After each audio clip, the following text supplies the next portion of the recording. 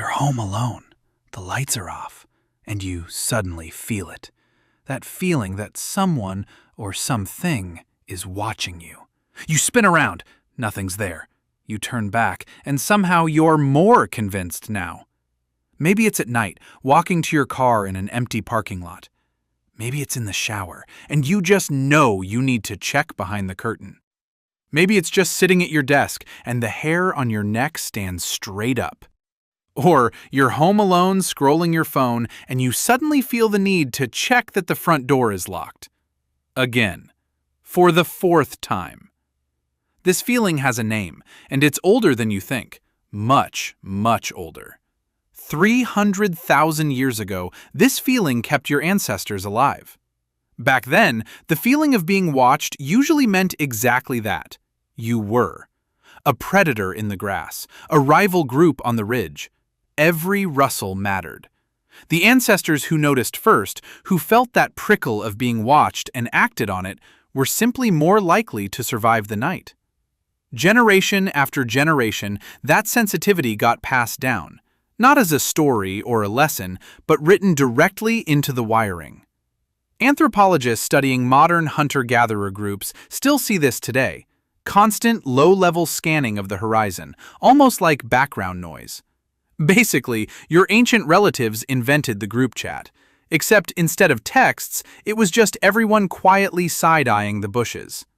This wasn't paranoia back then, it was just good data collection. The body that flinched first usually got to have more bodies, so evolution built you an alarm system, one that triggers on the smallest hint of a gaze. Scientists call it gaze detection, and your brain is shockingly good at it. You can spot a pair of eyes looking at you from across a crowded room in less than a fifth of a second.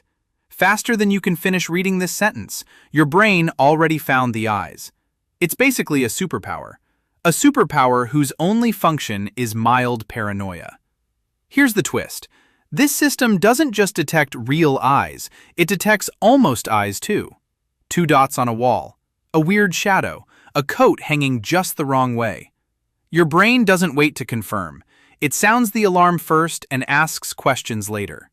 Researchers call this a false positive, and your brain is deliberately biased toward making them. Because the cost of a false alarm is small, but the cost of missing a real threat could be fatal. So your brain made a deal with itself.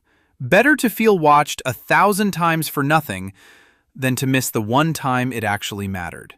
It's not a bug, it's a feature. A wildly overcautious, occasionally embarrassing feature.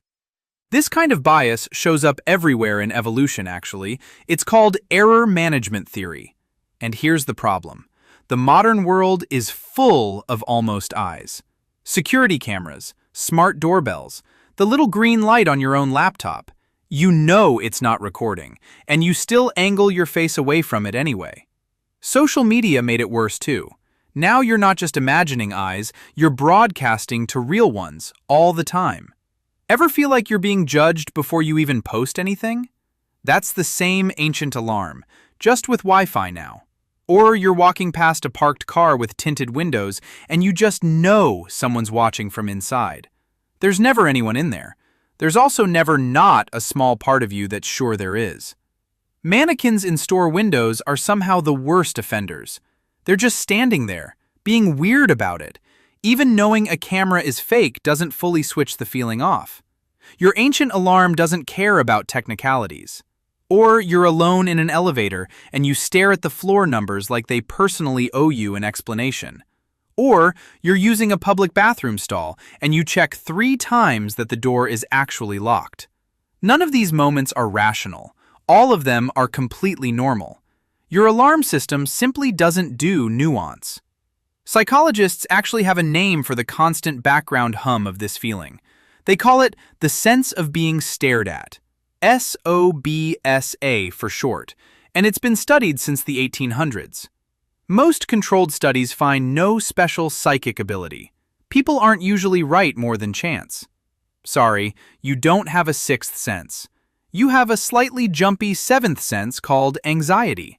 But here's what's genuinely real. Certain conditions make the feeling much stronger and much more frequent. Being alone in an unfamiliar place, low light, total silence. Your brain treats all three as warning flags, which is just a very scientific way of describing literally every horror movie setting ever made. Some researchers also link this feeling to a part of the brain involved in social monitoring, constantly tracking where you stand with others, which would explain why it goes into overdrive specifically when you trip in public. Interestingly, people who score higher on certain personality traits, like self-consciousness, report the feeling far more often than others. If you've ever rehearsed a sentence 5 times before saying it out loud in a meeting, hi, this section is about you. The phenomenon was first formally tested in the late 1800s, when researchers tried to measure whether people could genuinely detect an unseen gaze. Modern studies using hidden cameras and one-way mirrors mostly found the same thing: no reliable detection above random chance. Which means that time you were sure your coworker was staring at you from 3 desks away, statistically, it was probably just you. There's also a social version of this feeling, and almost everyone has experienced it. Walking into a room and suddenly feeling like every single person noticed your shoelace. Psychologists call this the spotlight effect. You wildly overestimate how much other people notice you.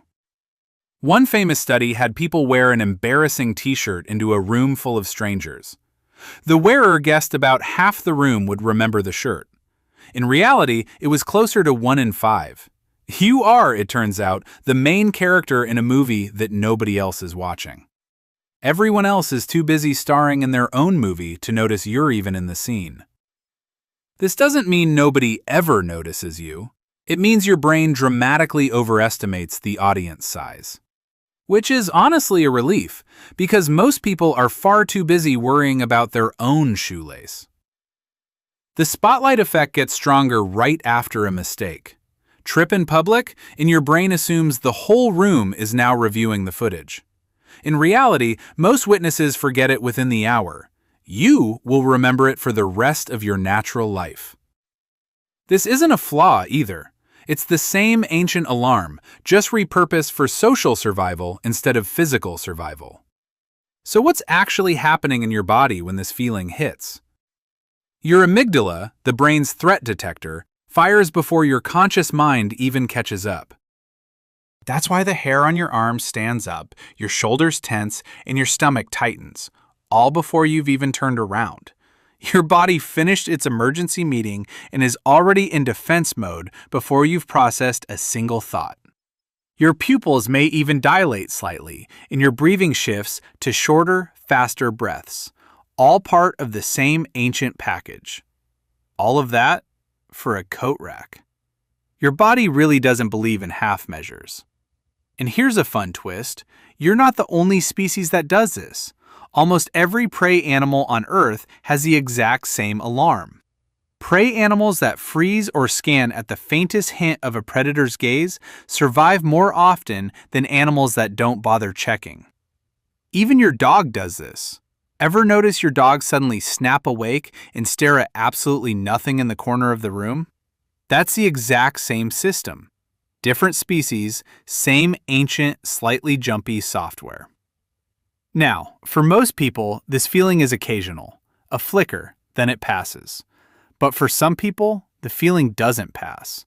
It becomes constant, a near-permanent sense of being monitored. When that constant feeling starts interfering with daily life, it's worth talking to a professional about it. That's not the same as ordinary background unease, and it deserves real support, not just a shrug. For the everyday version, the one almost everyone gets sometimes, there's actually a simple trick. Just turn around and look.